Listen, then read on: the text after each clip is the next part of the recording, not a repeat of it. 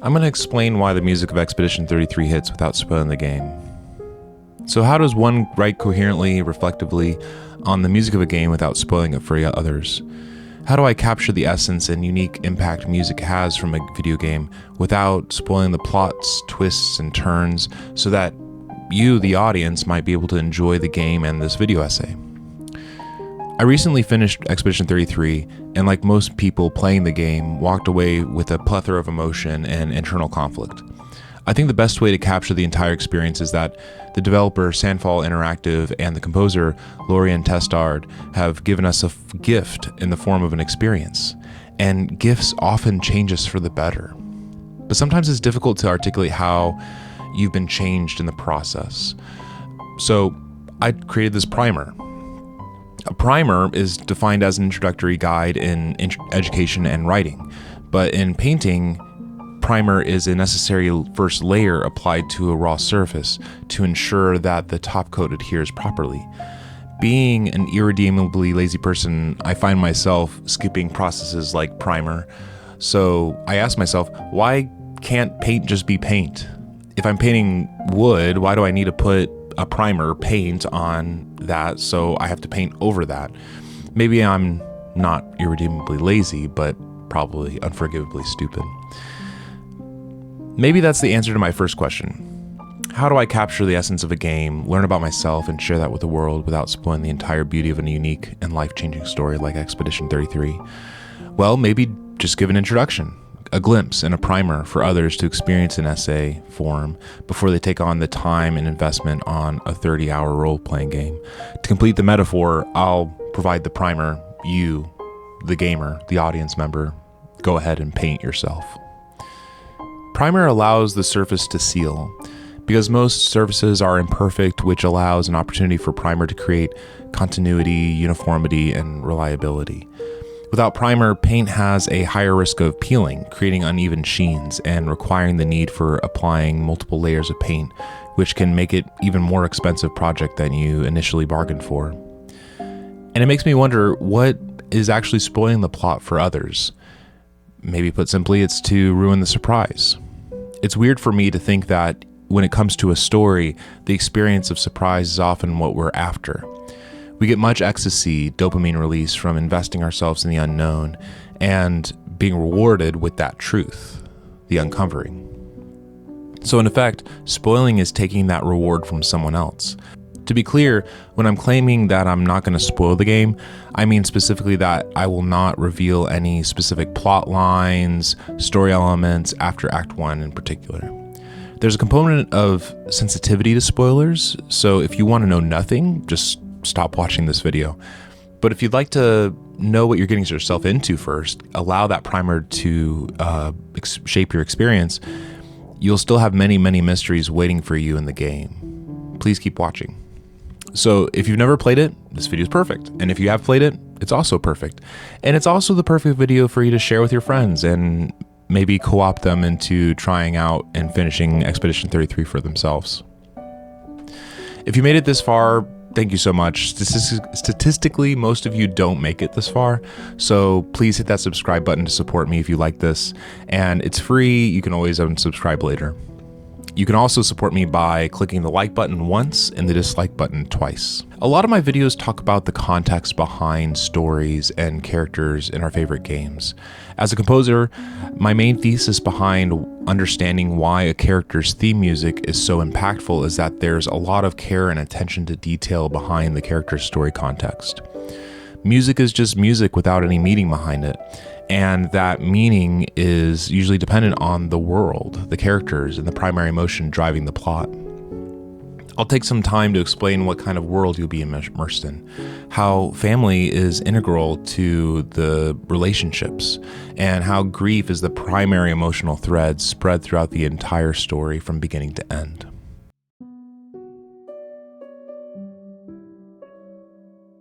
Gustav Mahler is famous for saying, "A symphony is like a world. It must contain everything." If you studied music at any college or university and had a friend or three totally immersed in the symphonies of classical composers, for many, hearing that quote was the reason that they studied music for themselves and pursued creating music and studying composition. For others, it captured the essence and potential for music. I heard that quote during my bachelor years of my music degree. More than a decade later, and after a little bit more research, I'm kind of disappointed that the quote is actually mistranslated and at the very least oversimplified. The original quote is from Natalie Bauer-Lechner in her recollections of Gustav Mahler.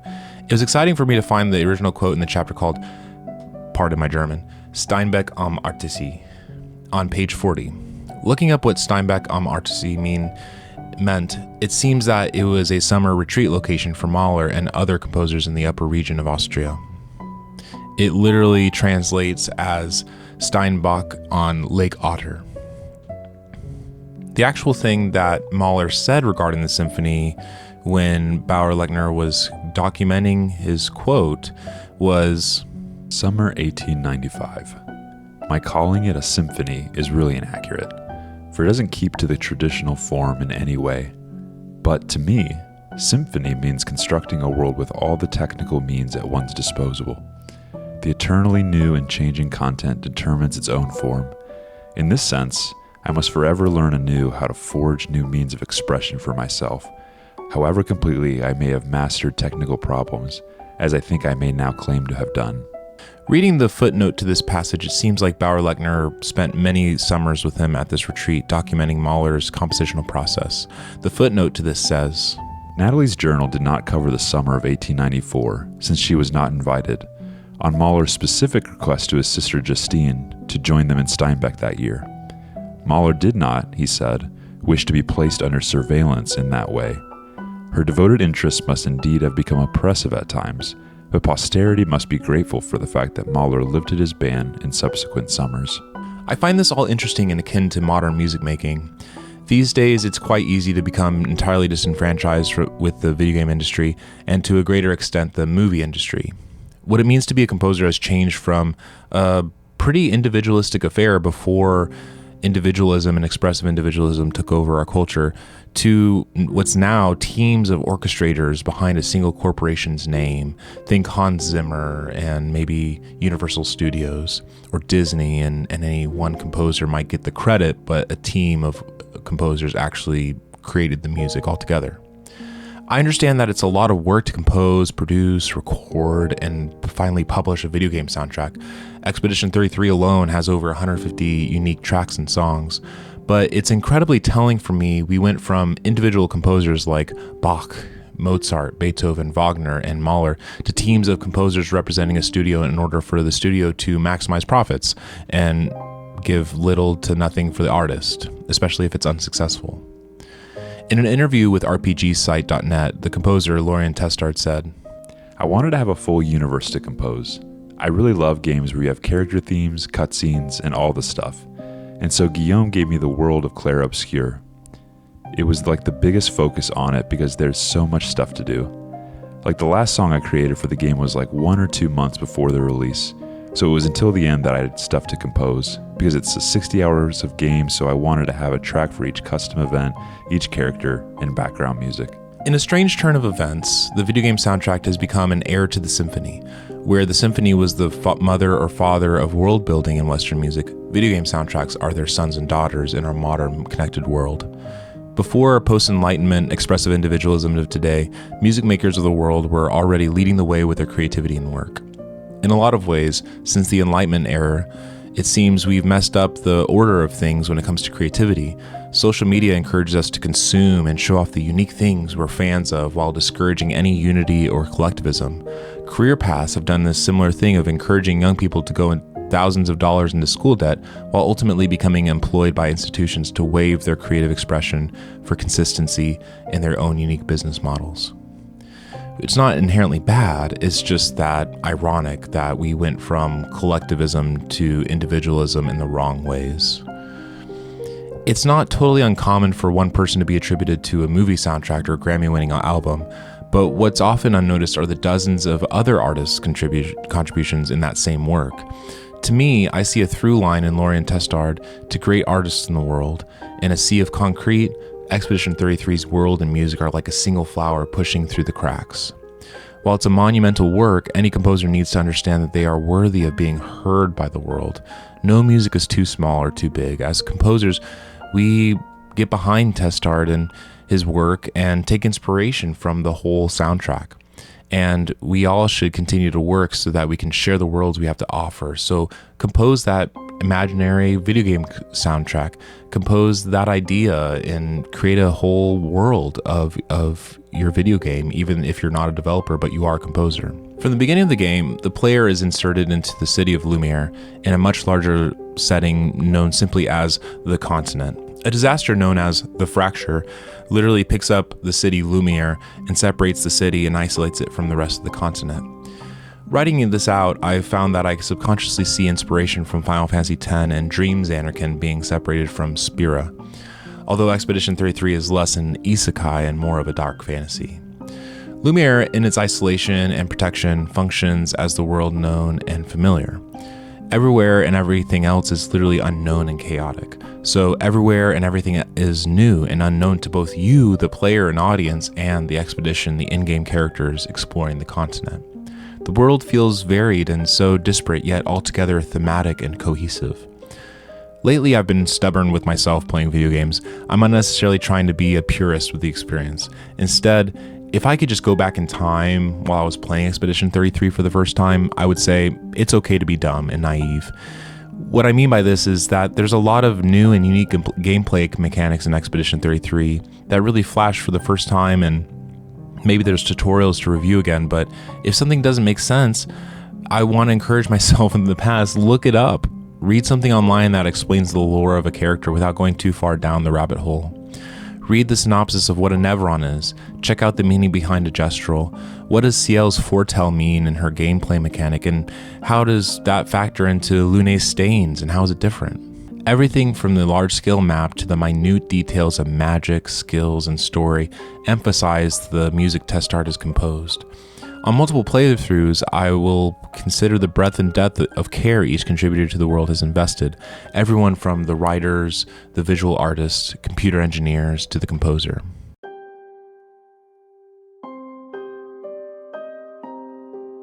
What's remarkable to me, and surely to many modern gamers, is how Eros, or lustful romantic love, is very much sidelined throughout this game, Expedition 33. That love, Eros or romantic love, is what hooks us from the very beginning.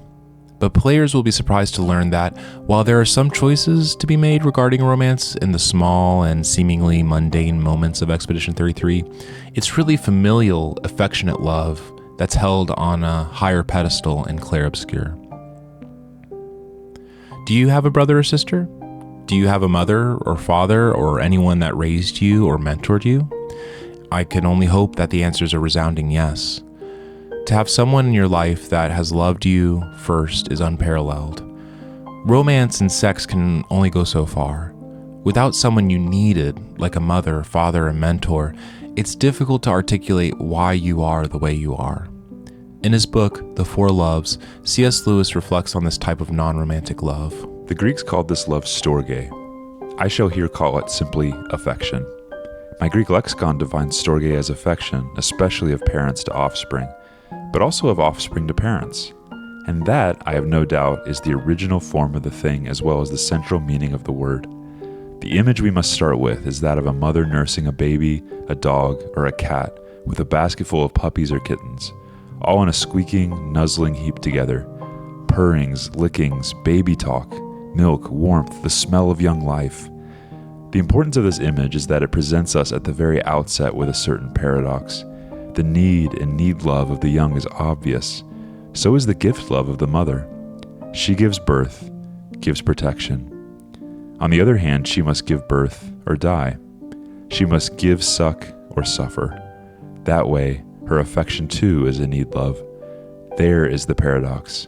It is a need love, but what it needs is to give. It is a gift love, but it needs to be needed.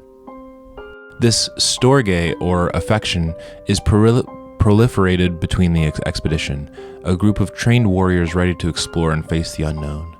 The men and women of the expedition live together, eat together, camp together, and die together.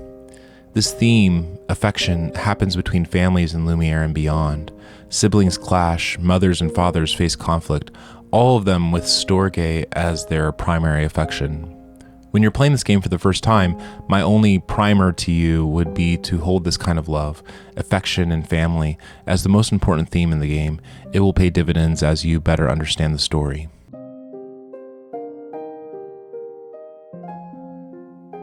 I think what's unmistakably important for the player to understand while playing Expedition 33 is to not mistake the expressions of grief for some other emotion or theme. What I mean by that is, often we try to insert ourselves into the stories we read or experience. There's nothing wrong with that inherently, but sometimes we might go too far and miss the forest for the trees, or the trees for the forest. Instead, we should remember as audience members that we are mere witnesses to the story. Everyone experiences and expresses grief uniquely. What you would do is drastically different than what a stranger might do when they're grieving. And at the end of the day, the stories of these characters are strangers. So give them space to show you what grief might look like to them. C.S. Lewis also wrote A Grief Observed in 1961 to explore and vent his own grief for his wife. Reading it myself for the first time, I found myself exposed and guilty of my whataboutisms when it came to thinking and reflecting on the grief of others. It's so easy and tempting to think there's any right or wrong way to navigate the death of loved ones, but ultimately we don't even know ourselves well enough to confidently say which paths we should take after we've lost someone or something. And no one ever told me about the laziness of grief. Except at my job, where the machine seems to run on much as usual, I loathe the slightest effort. Not only writing, but even reading a letter is too much. Even shaving. What does it matter now whether my cheek is rough or smooth? They say an unhappy man wants distractions, something to take him out of himself. Only as a dog-tired man wants an extra blanket on a cold night. He'd rather lie there shivering than get up and find one. It's easy to see why the lonely become untidy, finally, dirty and disgusting. This idea, the laziness of grief, stuck out to me as I think back to the story of Expedition 33. It answers a lot of questions and bewilderment we have about a story of a character's grieving. Whether it's the grief of a person, place, or thing, as people, we are tempted to immerse ourselves in laziness and sloth because of the paralysis of our emotions. Grief gives us feelings of sadness, anger, and fear. If we might have sympathy for the people in our lives, the strangers we hear in stories, we might better equip ourselves when we experience our own grief, no matter how big or small.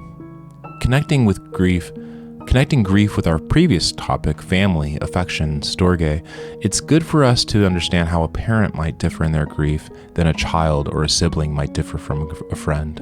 I cannot talk to the children about her. The moment I try, there appears on their faces neither grief, nor love, nor fear, nor pity, but the most fatal of all non-conductors, embarrassment. They look as if I were committing an indecency. They are longing for me to stop. I felt just the same after my own mother's death when my father mentioned her. I can't blame them. It's the way boys are. I sometimes think that shame, mere, awkward, senseless shame, does as much towards preventing good acts and straightforward happiness as any of our vices can do, and not only in boyhood. Or are the boys right? What would H herself think of this terrible little notebook to which I come back and back? Are these jottings morbid? I once read the sentence, I lay awake all night with toothache, thinking about toothache and about lying awake. That's true to life. Part of every misery is, so to speak, the misery's shadow or reflection. The fact that you don't merely suffer, but have to keep on thinking about the fact that you suffer. I not only live each endless day in grief, but live each day thinking about living each day in grief. When it comes to family, we know not how our siblings, parents, or friends might be processing the loss of loved ones. We don't know how they might choose to articulate how they feel. The reason why many say that grief is a complex emotion is mostly because of how much we struggle to understand and express ourselves in its throes. This game, in its music, writing, acting, helps us understand grief in the many ways it's manifested by many different people. At its core, Expedition 33 is a game about grief, and grief contains the many different emotions within itself: sadness, anger, reflection, nostalgia, bargaining, and so much more. As the story of this game unfolds, you'll find yourself having to make hard choices on behalf of this cast of characters. You ask questions like, what's the proper way to deal with grief? Whose lives truly matter? What kind of life would it mean to live? What is reality? On a deeply personal note, it was difficult for me to navigate these questions as a Christian. In the Reformed tradition, despite the most profound losses in our lives, our ultimate hope is in Jesus Christ's life, death, burial, and resurrection. There's this passage in Romans 6 that St. Paul writes, "We were therefore buried with him through baptism into death, in order that, just as Christ was raised from the dead through the glory of the Father, we too may live a new life. For if we have been united with him in a death like his, we will certainly also be united with him in a resurrection like his. For we know that our old self was crucified with him, so that the body ruled by sin might be done away with, that we should no longer be slaves to sin. Because anyone who has died has been set free from sin. Now if we died with Christ, we believe that we will also live with him. For we know that since Christ was raised from the dead, he cannot die again. Death no longer has mastery over him. The death he died to sin once for all. But the life he lives to God." This is what Christians call the gospel, or good news, and whether you've heard it or not, I encourage you to learn more about the life of this Jewish rabbi from over 2,000 years ago. We believe he's alive today and seated on his throne in heaven. Despite any familial loss, we trust in a God who has conquered death, and if we die to our sin and confess our faith in him, we too will be raised to life after death. But C.S. Lewis, as a Christian himself, reflected deeply on this and really wrestled with his faith in Christ too. "No, my real fear is not of materialism. If it were true, we, or what we mistake for we, could get from under the harrow. An overdose of sleeping pills would do it. I am more afraid that we are really rats in a trap, or worse still, rats in a laboratory. Someone said, I believe, God always geometrizes. Supposing the truth were God always vivisects? Sooner or later, I must face the question in plain language. What reason have we, except our own desperate wishes, to believe that God is, by any standard we can conceive, good? Doesn't all the prima facie evidence suggest exactly the opposite? What have we to set against it? We set Christ against it. But how if he were mistaken? Almost his last words may have a perfectly clear meaning. We had found that the being he called Father was horribly and infinitely different from what he had supposed. The trap, so long and carefully prepared and so subtly baited, was at last sprung on the cross. The vile practical joke had succeeded. I really tried to understand where C.S. Lewis was going with these meanderings, but eventually he admits that they're just that, meanderings. These wonderings of God's involvement in life and death allowed him to question God without disbelief. He makes the analogy that until your life depends on it, you will not truly know whether your faith will hold, much like a rope you hang onto over a cliff. You don't really know if it's going to support your weight until you're actually hanging from it. Many of the characters of Expedition 33 have a similar meanderings about their lives and purpose. It's messy, to say the least. Some characters believe in an afterlife, others don't care for such questions, and their hope is fueled by vengeance against the paintress while they're still alive, and many others seek fantasy and escapism to manage the pain of their grief.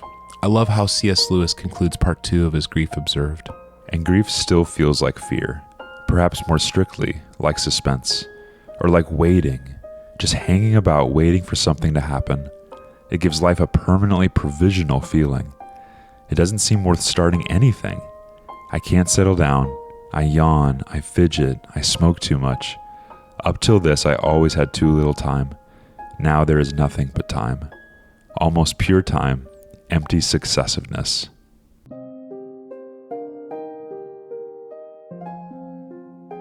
In a nutshell, Expedition 33 is a game that contains a new world to explore, familial themes to unknot, and new expressions of grief you've never considered. What begins as an exciting new type of turn-based RPG becomes so much more than you could ever bargain for.